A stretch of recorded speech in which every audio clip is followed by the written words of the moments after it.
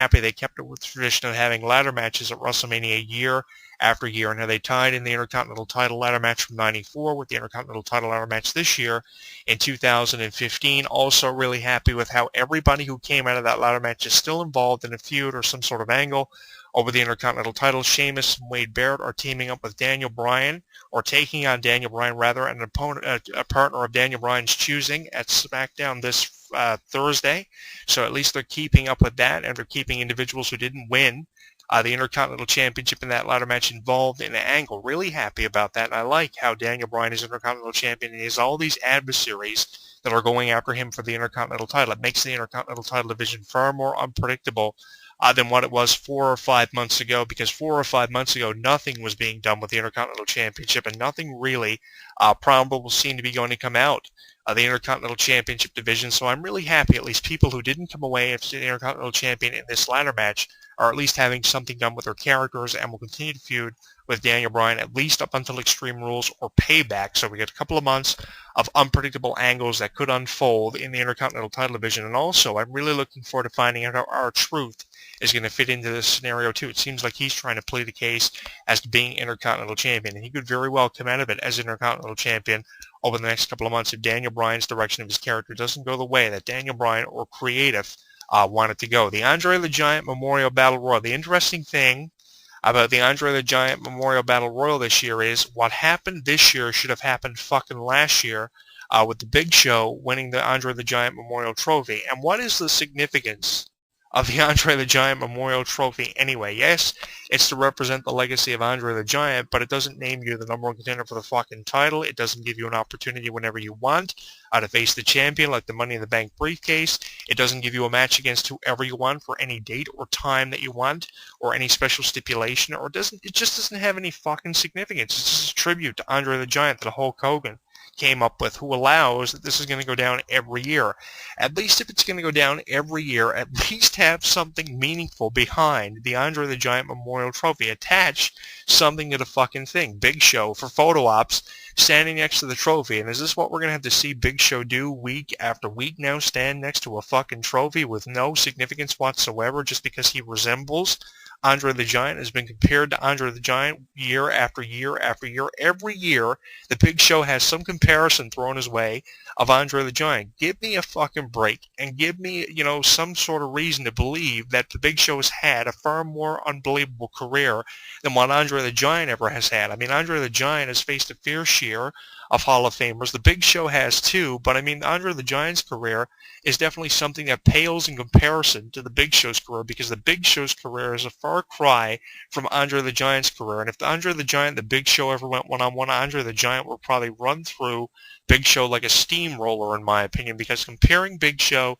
and Andre the Giant statistically, yes, they measure up pretty significantly with the height and the weight similarities, but when it comes to career accomplishments, I mean, Andre the Giant's career accomplishments definitely are far more impressive than the Big Show's career accomplishments. I mean, how many times has the Big Show been champion? 3 times. Andre the Giant dominated against everyone and was undefeated. One very impressive statistic about Andre the Giant, with how people compare Andre the Giant and the Big Show so many times over the years, and how there's always a comparison thrown the way the Big Show to Andre the Giant, who died in 1993. Someone asked me the other day if Andre the Giant had been dead for so many years, and I told them the exact date, January of 93. That's interesting. But the thing is about Andre the Giant and the Big Show, there's one statistic that stands out about these two that makes Andre the Giant far more superior over the Big Show when you compare the two of them, and that is that Andre the Giant was undefeated for over 15 years, something the Big Show has never done in his career, even though he won his first championship in his very first match against Hulk Hogan in WCW, being undefeated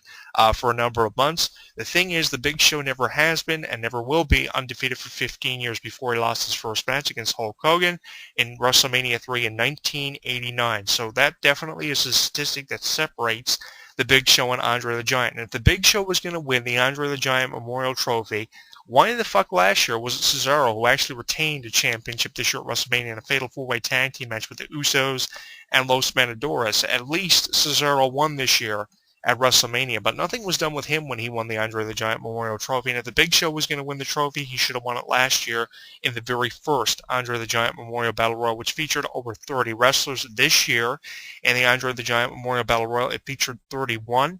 Cesaro came in as the 31st entrant into the Battle Royal last year as a surprise entry to eliminate the Big Show as one of the final two competitors in the match to win the trophy. There was nothing done with Cesaro's character. The only thing he went on to do was win a tag team title with Tyson Kidd, which he retained this year at WrestleMania, so at least he benefited from WrestleMania. But how is the Big Show supposed to benefit by winning the Andre the Giant Memorial Trophy? It's not like he's going to cash in on it or it guarantees him a future opportunity at the title, and if anything, it should have happened last year if it was going to happen.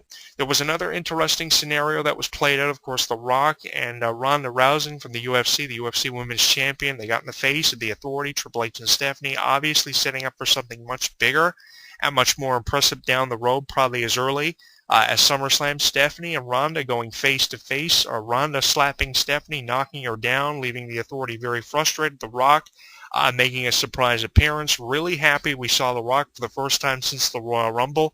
Although what pisses me off about the fucking Rock is, if The Rock wasn't going to be involved any way at WrestleMania this year, you would have expected The Rock to be involved in the championship match with Roman Reigns and Brock Lesnar prior to Seth Rollins cashing in. Even if Seth Rollins was going to cash in, The Rock could have stopped Seth Rollins from either cashing in or winning the championship and have the main event played out the way it was supposed to have been played out between Roman Reigns and Brock Lesnar and have this dispute settled the way that it should have been settled. You know, Roman Reigns was trying to prove that he could beat Brock Lesnar, and he said that he would beat Brock Lesnar and that Brock Lesnar would respect him, which obviously he will in the fall to WrestleMania. But the thing is about this match was that, you know, it was supposed to have been about Roman Reigns and Brock Lesnar, and if The Rock would have been involved in the corner of Roman Reigns, I believe for one that it would have been, and it probably would have had a better fallout than what it did with Seth Rollins cashing in without the involvement of The Rock. Why does The Rock make all these appearances? Why hasn't The Rock wrestled since 2013? I want to see The Rock wrestle. I want to know when The Rock is going to compete again.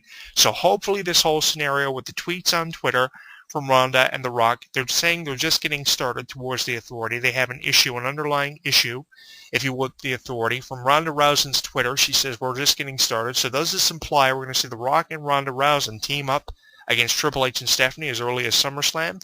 I would go for that with SummerSlam returning to the New York, New Jersey area. I think that would give a great feel out of SummerSlam being from New York, New Jersey for one of the first times ever. It's going to be amazing seeing that matchup plays out, especially in a venue like New York, New Jersey, because that kind of city kind of gives me the idea that this match could happen with how rousy the crowd usually is in New York, New Jersey, and how diverse the crowd response is in that sort of venue. I would love to see Ronda Rousey and The Rock team up against the Authority, although we can't confirm that for you at this point. Obviously, with Brock Lesnar having something still to do with MMA, with all the referencing of Brock Lesnar possibly leaving to the UFC and MMA to go back for April the 11th. Obviously, this ties in with Ronda being there at WrestleMania in the front row. She jumped over the guardrail, got involved the way she did, you know, punching Stephanie in the face. That was one of the highlights of WrestleMania, along with all the entrances that were done for people like Triple H, Sting, Rusev, who came out in an army tank. So, you know, along with all the pathetic fallout of WrestleMania, at least we got the entrances and we got an appearance by the UFC Women's Champion, who had a great segment with The Rock that got over WrestleMania in such a phenomenal way. There was so much publicity from all the celebrities who were involved this year at WrestleMania, all the performances on stage, theme songs, you know, songs that were premiering on iTunes that week. It was amazing seeing all that. But again, you know, I go back to the number of fans that were in attendance, 76,967 fans. That's the number that tells the thing about WrestleMania and WWE in its entirety. And after working with people in WCW and various promotions, the territories over the years, I know the dedication you guys put into it, and I can understand where your frustration lies. But again, it goes back to the number of over 76,000 fans, that attendance record. That's all WWE care about, as long as they get a high pay-per-view buy rate and guarantee themselves that 1 million to 2 million buys, and they get that number of over 76,000, nearly 80,000 fans. Who gives a fuck? And that's what WWE keep in the back of their minds. If Sting loses or wins, they don't really care. If Seth Rollins becomes champion or Brock Lesnar leaves, they really don't care. The fact is, what they care about are the numbers. And I've said that about Vince McMahon for years before I started shooting on Triple H, who I never have liked, and Stephanie, and how they ran the company as the principal owners and executives. Vince McMahon only cares about those numbers and how high he can get those numbers. There were other individual matches at WrestleMania. We had the tag team match, of course, between AJ Page and the Bella Twins. It was a great way promoting Total Divas and the possible departure of the Bella Twins from the company. We saw AJ pin the Divas champion Nikki Bella, pleading a case to be the number one contender for the Divas Championship. That is down the road, in my opinion. Really big fan of AJ and how AJ and Paige coexisted. I was in doubt they were going to be able to do it. That's why I initially predicted the Bella Twins were possibly going to win the match. I was kind of going back and forth between the Bella Twins, AJ and Paige, and I deciphered the Bella Twins were going to win because the Bella Twins were leaving. They obviously had to gain momentum leading up to their departure